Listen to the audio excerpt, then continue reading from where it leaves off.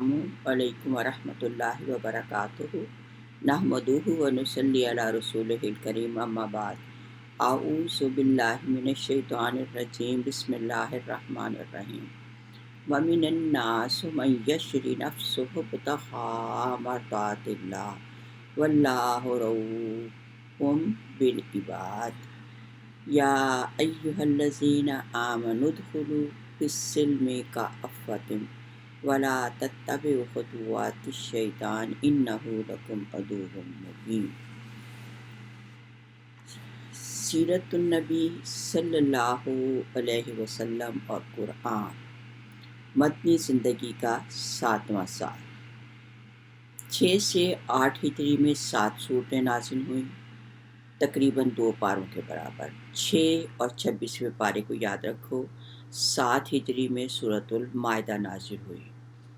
26ویں پارے کی اہم آیات سنیں ذرا۔ صورتیں: سورت احقاف، سورت محمد، سورت فتح اور سورت حجرات، اور 6 پارے کی آیت جو ہے وہ سورت المائدہ۔ ان صورتوں کے شان نزول یعنی نازل ہونے کے حالات کو سامنے رکھ کر اگر آپ قرآن کو پڑھیں تو سیرت مصطفیٰ صلی اللہ علیہ وسلم آپ کو نظر آتی ہے، اور اس طرح پڑھنے سے آپ پر بہت زیادہ اثر ہوگا اور تلاوت میں خشوع و خضوع جو ہے وہ پیدا ہوگا۔ 7ویں مدنی زندگی کے 7ویں سال کے اہم واقعات: غزوہ خیبر، غزوہ ذات الرقاع اور عمرہ قضا ہے۔ مدینے سے تقریباً 150 کلومیٹر کے فاصلے پر یہودیوں کے 8 قلعے تھے۔ خیبر کا علاقہ بڑا سرسبز، شاداب، پانی، کھجوروں کے درخت، بہت شاداب علاقہ تھا۔ یہ لوگ رسول اللہ صلی اللہ علیہ وآلہ وسلم کے خلاف سازشیں کرتے تھے اور آپ کو مسلمانوں کو بہت تنگ کرتے تھے۔ حضرت محمد صلی اللہ علیہ وسلم نے اس فتنے کو ختم کرنے کے لیے 14 صحابہ کو ساتھ لے کر خیبر روانہ ہوئے۔ یہودیوں کو خبر ملی تو انہوں نے قلعے کا محاصرہ کر قلعہ بند ہو گئے۔ 1 ماہ تک محاصرہ جو تھا وہ جاری رہا۔ کچھ قلعے تو فتح کر لیے گئے اور کچھ قلعے والوں نے خود ہی سے صلح کر لی اور فدیہ دینا جو تھا اس کا دینے کا اقرار کیا۔ کچھ قلعوں خیبر کے تمام قلعوں میں سب سے قلعہ کموس جو تھا وہ بہت مضبوط تھا، جو کئی دنوں کے محاصرے کے بعد بھی فتح نہیں ہو رہا تھا۔ تو ایک رات نبی کریم صلی اللہ علیہ وسلم نے ارشاد فرمایا کہ کل میں لشکر کا جھنڈا اس شخص کو دوں گا جو اللہ کو دوست رکھتا ہے اور اللہ اس سے دوست رکھتا ہے۔ انشاءاللہ قلعہ جو ہے وہ اس کے ہاتھ سے فتح ہوگا۔ حضرت علی رضی اللہ تعالیٰ عنہ کو بلایا گیا۔ آپ کی آنکھوں میں شدید درد تھا، آپ نے لاب دہن لگایا، آنکھیں ٹھیک ہو گئیں، اپنی ذرہ پہنائی، اپنی تلوار عطا فرمائی اور سیدہ عائشہ رضی اللہ تعالیٰ عنہا کا سیاہ چادر کو جھنڈا بنا کر آپ کو خیبر کی طرف روانہ کیا۔ خیبر حضرت علی رضی اللہ تعالیٰ عنہ اتنے بہادر اور اللہ کے اتنے پیارے تھے۔ خیبر کا دروازہ جس کو کھولنے کے لیے اتنا مضبوط اور اتنا بڑا تھا کہ 20 آدمی اس دروازے کو کھولتے تھے۔ حضرت علی رضی اللہ تعالیٰ عنہ نے ہاتھ ہے اللہ کا، بندہ مومن کا ہاتھ، غالب و کار آفرین، کار کشا کار ساز۔ حضرت علی رضی اللہ تعالیٰ عنہ نے اپنے ایک ہاتھ سے دروازہ اکھاڑ کر اور قلعے کے سامنے کی جو خندق تھی اس کے اوپر رکھ دیا تاکہ جو مسلمان جو ہیں وہ آ سکیں اور گھوڑ سوار بھی جو ہے وہ قلعے کے اندر جو ہے وہ داخل ہو سکیں۔ مسلمانوں نے قلعے کے اندر داخل ہو کر ناقابل تسخیر قلعے کی اینٹ سے اینٹ بچا دی۔ قلعہ کموز جو تھا وہ مرہب کے زیر کنٹرول تھا۔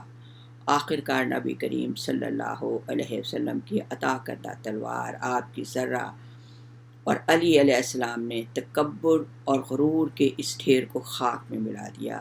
خیبر کی فتح سے مدینے کی مالی استحکام بے پناہ معاشی فائدے جو تھے وہ حاصل ہوئے، مدینے کا ہر شخص جو تھا وہ خوشحال ہو گیا، بے پناہ مال غنیمت، کھجوریں، شہد، پنیر، سارا جو مال غنیمت جو تھا وہ تقسیم کر دیا گیا۔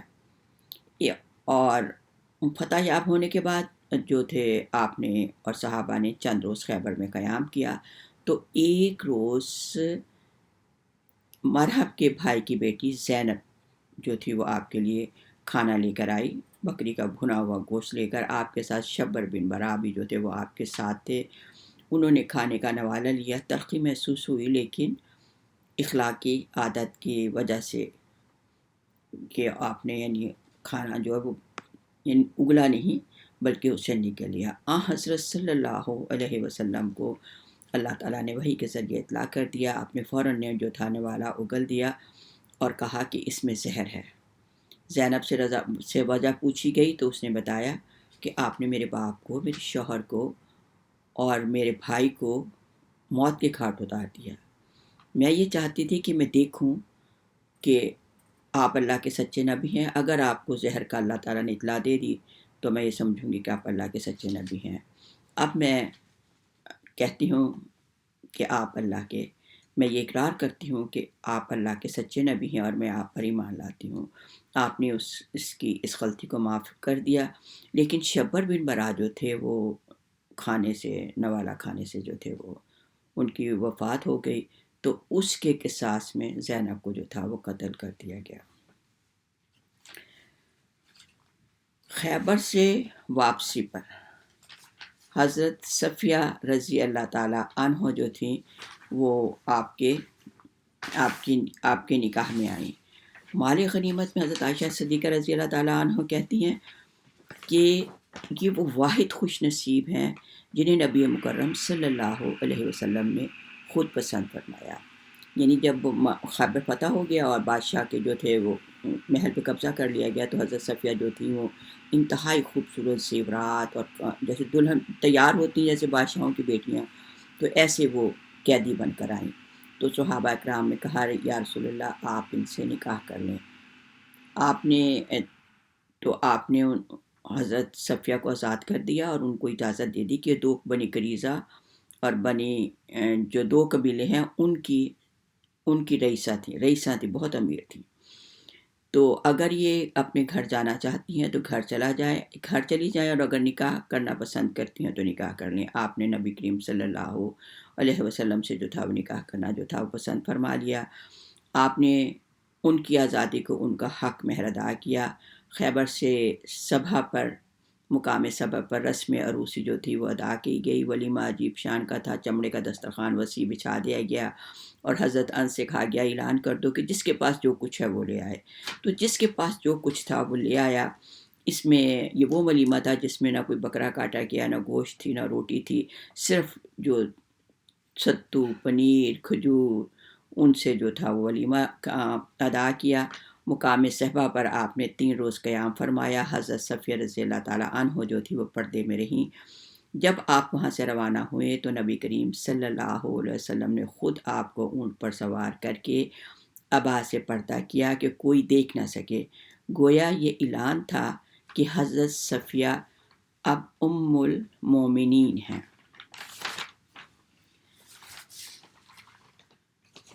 حضرت دوسرا غزوات جو تھی، دوسرا حصہ جو تھا وہ غزوات رکا تھا۔ نبی صلی اللہ علیہ وسلم نے بنی غطفان کی 2 شاخوں کے اجتماع کی خبر سنی کہ یہ 2 اکٹھے ہو گئے ہیں، تو فوراً آپ 700 صحابہ کو لے کر بلاد نجد کا رخ کیا۔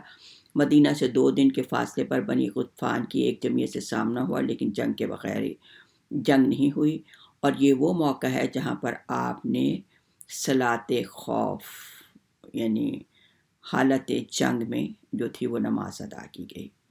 اسی غزوہ سے سفر کی واپسی پر ایک درخت کے نیچے آپ آرام فرما رہے تھے، تلوار درخت پر لٹک رہی تھی۔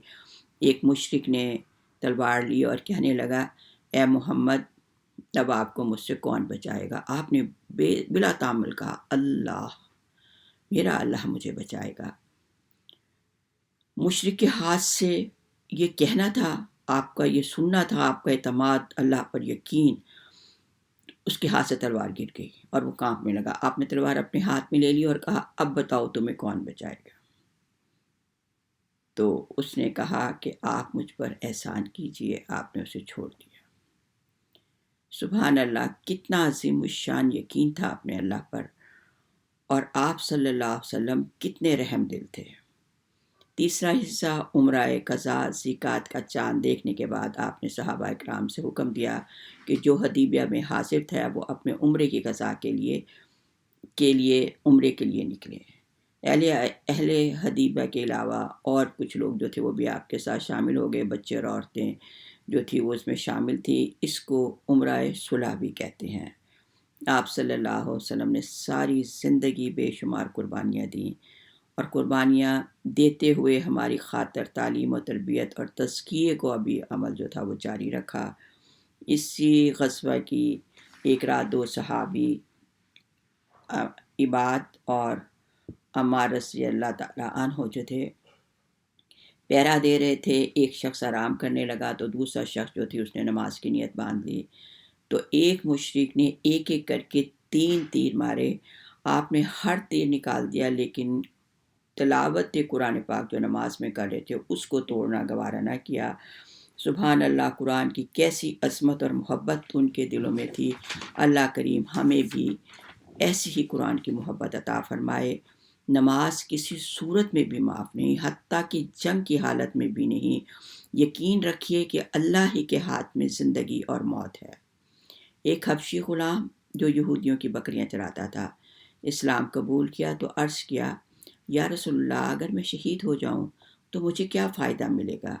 حضور صلی اللہ علیہ وسلم نے فرمایا تو جنت کا حقدار ہوگا۔ اس نے کلمہ شہادت پڑھ کر بکریوں کے مالک کی طرف ہانک دیا اور ہتھیار اٹھا کر مجاہدین کے صف میں لڑتا ہوا شہید ہو گیا۔ آپ صلی اللہ علیہ وسلم نے فرمایا تھوڑا عمل اور اجر بہت زیادہ۔ کہا میں اس کے سرہانے 2 حوریں دیکھ رہا ہوں۔ اس نے ایک عمر پر عمل کیا اور اللہ تعالیٰ نے اس کو شہادت کا تاج جو تھا وہ پہنایا۔ وَمِنَ النَّاسِ مَن يَشْرِي نَفْسَهُ ابْتِغَاءَ مَرْضَاتِ اللَّهِ، اور لوگوں میں ایسے بھی لوگ تھے جو اللہ کی رضامندی کے لیے اپنے آپ کو اللہ کے ہاتھوں بیچ دیا۔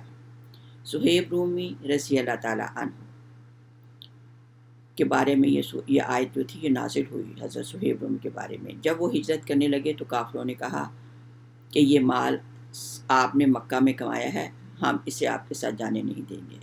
تو حضرت صہیب رومی رضی اللہ تعالیٰ عنہ نے سارا مال ان کو دے دیا اور صرف دین ساتھ لے کر نبی کریم صلی اللہ علیہ وسلم کی خدمت میں حاضر ہوئے۔ آپ صلی اللہ علیہ وسلم نے 2 مرتبہ فرمایا، صہیب نے نفع بخش تجارت کی۔ پھر کہا گیا یا ایھا الذین آمنوا ادخلوا فی السلم کافۃ، کہ اہل ایمان کو کہا جا رہا ہے کہ اسلام میں پورے کے پورے داخل ہو جاؤ۔ اس طرح نہ کرو کہ جو باتیں تمہاری خواہشات کے مطابق ہیں ان پر تو عمل کر لو اور دوسرے حکموں کو آپ نظر انداز کر دو۔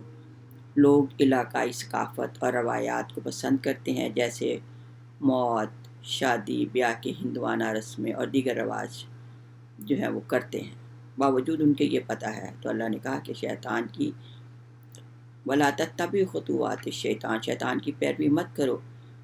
یہ تو اسلام کے خلاف جو باتیں ہیں ان کو حسین بنا کر لوگوں کے سامنے بتایا، ان کو زُیِّنَ لِلنَّاسِ کفر الحیات الدنیا، تو وہ جو ہے وہ اس دنیا کو حسین بنا کے لوگوں کے سامنے پیش کرتا ہے۔ برائیوں پر خوشنما لباس بنایا جاتا ہے۔ ہر وقت اللہ تعالیٰ نے دیکھو، کہیں اللہ نے نہیں کہا کہ نماز یا حج کرنے کے لیے طاؤس اللہ کی پناہ میں آؤ، صرف قرآن پڑھتے ہوئے اللہ نے کہا کہ وَإِذَا قُرِئَ الْقُرْآنُ فَاسْتَعِذْ بِاللَّهِ، کہ جب قرآن پڑھنا شروع کرو تو فوراً اللہ کی پناہ میں آ جایا کرو۔ ربی اعوذ بک من ھمزات الشیاطین واعوذ بک ربی ان یحضرون، ربنا اننا آمنا فاغفر لنا ذنوبنا وکفر عنا سیئاتنا وتوفنا مع الابرار۔